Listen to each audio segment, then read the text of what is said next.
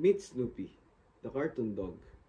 He wants to be an entrepreneur who dreams of starting his own lemonade stand. One day, he meets Garfield, who offers him a dream deal for a lemonade stand franchise.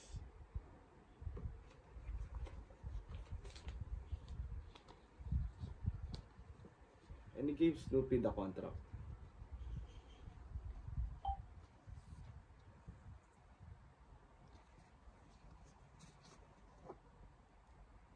Snoopy signed the contract and he agrees in it because he's okay with what is written in the contract.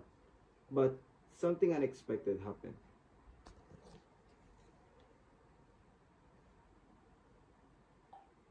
He was fooled.